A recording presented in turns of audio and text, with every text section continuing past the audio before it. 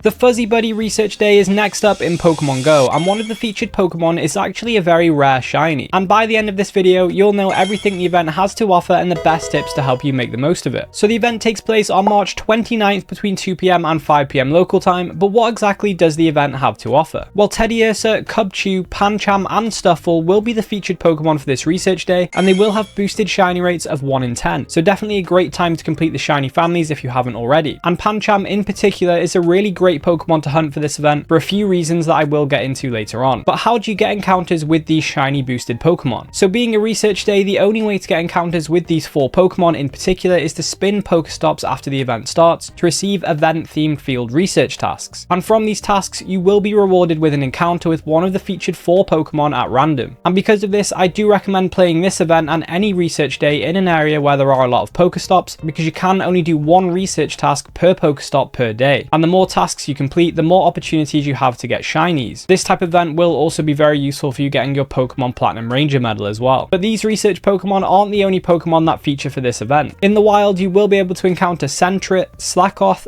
Bidoof, Minccino, and Bunnelby. These Pokemon, however, won't have the same boosted shiny rates as the featured research Pokemon. And I will be going through how good each of the featured Pokemon are later on in the video, so stay tuned for that. There will also be an optional timed research for $2 that will challenge you to complete field research tasks to get more encounters with one of the featured 4 Pokemon depending on your choice. Once you complete this timed research, you will get another one, and again you can choose which of the featured Pokemon you want to get more encounters with. And the featured Pokemon you encounter from these timed research will have the same 1 in 10 shiny rate as the ones you encounter from field research. And whilst this event is taking place, there will be another overlapping event, which is the Bug Out event. And so the bonuses for the Bug Out event will be active during the Research Day. So the Bug Out event bonuses are increased Candy, Candy XL, and 2 times XP for catching Pokemon with nice throws or better. Lure modules used during the event will be attracting the new Sizzlipede, and if enough Pokemon are caught from a single lure module, additional Pokemon will appear near the lured Pokestop. And the raid bosses available during the Research Day will be those that appear for the Bug Out event. In 1-star raids will be Scyther, Nincada, and Sizzlipede. In 3-star raids will be Beedrill, Scizor, and Cleavor. In 5-star raids will be Heatran. In Mega raids will be Mega Pinsir, and in 5-star Shadow raids will be Shadow Regice. And in Max battles will be Max Charmander, Caterpie, Chansey, and Pidove. And when it comes to the featured event Pokemon, which are most worth focusing on? Well, Teddiursa's evolution Ursaluna is the 13th best normal type attacker, and as a shadow it's the 8th best normal type and the 18th best ground type attacker. And in the Master League, Ursaluna is ranked 44. Remember though, evolving Ursaring into Ursaluna isn't as straightforward as just using Candy. You also need to do the evolution whilst there is a full moon. And probably the most relevant out of the 4 featured bear Pokemon is Pancham. Its evolution Pangoro is really strong in Go Battle League, where it's ranked 22 in the Great League with 0-13-13 IVs, it's ranked 43 in the Ultra League with 0-14-15, and it's ranked 111 in the Master League. It's worth noting though that with Pancham being a field research exclusive for the event, it will have a 10-10-10 IV floor. So if you do want those Great League and Ultra League IVs, I recommend trying to do some mirror trades with low friendship level friends to reroll the IVs. But it's not only the relevance of Pangoro that makes it a really great Pokemon to hunt during this event, it's actually the acquisition method of Pancham. So Pancham is most of the time locked to 12-kilometer eggs, and this means it is a really tough Pokemon to get candy for or to try to shiny hunt. This is because there are a lot of barriers to getting an encounter with it. So to get 12-kilometer eggs, you do need to beat a Team Go Rocket leader, and to get an encounter with a Rocket leader, if you are a free-to-play player, you need to beat 6 grunts to get 6 mysterious components to make the Rocket Radar. Then when you beat the leader, you do need to have an open egg slot in your inventory, and it can be quite difficult to get an open egg slot if you're not buying incubators often. And then you also have to walk 12 kilometers to hatch the egg. Not only that, but Pancham is usually part of a large egg pool, so generally there are a lot of barriers to get an encounter. However, during this event, all you need to do is complete a research task, which are generally pretty easy to do on research days, and you will have a 1 in 4 chance to encounter a Pancham. And with it having a 1 in 10 shiny rate, it's really a great chance to hunt it. Unfortunately, Cubchoo and Stuffle don't have any meta relevance, but if you want their shinies, then this is a great way to get it with the 1 in 10 shiny rate. And for the wild encounters, Sentret will be available, and its evolution Furret is ranked 32 in the Great League with 1-15-14 IVs. Slakoth will also be available, and Vigoroth isn't meta relevant in PvP anymore after it got hit with a lot of nerfs. Slacking, however, is decent as a gym defender. And lastly, for the wild encounters, we do have Bunnelby, and its evolution Diggersby is actually one of the strongest Pokemon in the Great League at the moment, where it is ranked 14 with 0-15-13 IVs. We then have Scyther and Scizor available in raids, and Mega Scizor is the 14th best Steel type attacker with Bullet Punch and Iron Head, and it's the 3rd best Bug type with Fury Cutter Cutter and X Scissor. We also have Nincada available, and whilst not meta relevant, it is a perma boosted shiny, meaning it does have a 1 in 64 chance of being shiny, which is a lot higher than the base shiny rates of 1 in 512. And the brand new Sizzlipede will be available via lures and from 1-star raids. And although Center Scorch won't make much of a mark as a fire type attacker with its current moveset, it will be a decent bug type and does have a G-Max form coming in the future that will be a strong fire type attacker for max battles, so you might want to get Candy and Candy XL for that. Not only that, but it is a new Pokemon, so you might just want to get enough Candy to evolve Sizzlipede into Center Scorch so you can get the Dex entry now, because after the bug out event it will be pretty rare to encounter. We do also have Beedrill available in raids, and Mega Beedrill is the 5th best bug type with Bug Bite and X Scissor, and it's the 3rd best poison type with Poison Jab and Sludge Bomb. It is also one of the cheapest Pokemon to Mega Evolve, requiring only 100 energy for a first time Mega Evolution. For the max battles, it could be worth picking up Max Charmander if you need Candy for your G-Max Charizard if you have it, especially as you do need quite a lot of Candy and Candy XL to power it up and its max moves. Outside of max battles, Mega Charizard Y is also the best fire type attacker, so a very useful Pokemon to have. And Max Chansey is a good option if you want a Max Spirit user, because Max Blissey is a very strong healer with its very high HP stat. Remember, Max Spirit does heal an amount that is a percentage of the user's HP, meaning the bigger the HP, the bigger the heal. For Heatran, it is the 10th best fire type attacker with Fire Spin and Magma Storm, and it's ranked 44 in the Master League. However, it is worth noting that it does want Legacy move Magma Storm to be at its best for both aspects of the game, and if you are going to use an Elite Charge TM to get this move, I would recommend doing it on a Shadow Heatran if you can, because it is the 3rd best fire type overall. Mega Pinsir also has relevance because it is the 2nd best bug type attacker, second only to Mega Heracross. And if you don't have access to a bug type Mega Evolution yet, then this one will be worth doing, especially because it will be able to boost Candy, XP and Candy XL gains for the bug out event. And for the Pokemon you choose to focus, how can you maximize on Candy for them? Well, due to the bug out event running alongside the research day, it does mean you can get a lot of Candy for the featured Pokemon for the research day. And there is also another bug out event bonus that you can take advantage of that I will be going through in a moment. So normally you can get 3 Candy per catch, but as part of the bug out event, there is a bonus that if you catch a Pokemon with a nice throw, you'll get 4 Candy, catching with a great throw will get you 5, and catching with an excellent throw will get you 6 Candy. This means with a regular Pinap Berry, you'll be able to get 12 Candy per catch and 14 Candy per catch with a Silver Pinap Berry. So if any of the featured Pokemon are Pokemon you want more Candy on, then getting those excellent throws and using Pinap Berries will be really handy for building Candy. Now you can also Mega Evolve a Pokemon that shares a type with the Pokemon you're catching to increase the amount of Candy, Candy XL and XP you get per catch. And there is one Pokemon in particular that you could Mega Evolve that will get you more Candy on 8 of the 9 featured Pokemon for the research day. And this Pokemon would be Lopunny. Mega Lopunny is a fighting and normal type, and therefore it does give bonuses for all featured Pokemon apart from Cubchoo. Alternatively, if you don't have access to Mega Lopunny, you could Mega Evolve Pidgeot or Kangaskhan to get bonuses for all of the normal types that feature, which are 7 out of 9 Pokemon featured for the research day. And if you aren't interested in the normal type Pokemon, and you're more interested in Pancham, which is a fighting type and one of the best Pokemon that features for this event, then you could Mega Evolve Blaziken, Lucario or Gallade. And with all of the normal type Pokemon spawning, it's a good chance to work on your Platinum School Kid medal. And remember to Mega Evolve a Pokemon that is at the max Mega level to get more Candy, XP and chance for Candy XL. And trading can also get you extra Candy depending on the distance between the 2 Pokemon traded. 10 kilometers or below will get you 1 Candy and a 10% chance for a Candy XL. Between 10 kilometers and 99.9 kilometers, you'll get 2 Candy and a 25% chance for Candy XL. And if the distance exceeds 100 kilometers, you'll get 3 Candy and a guaranteed Candy XL. And remember, you do get a guaranteed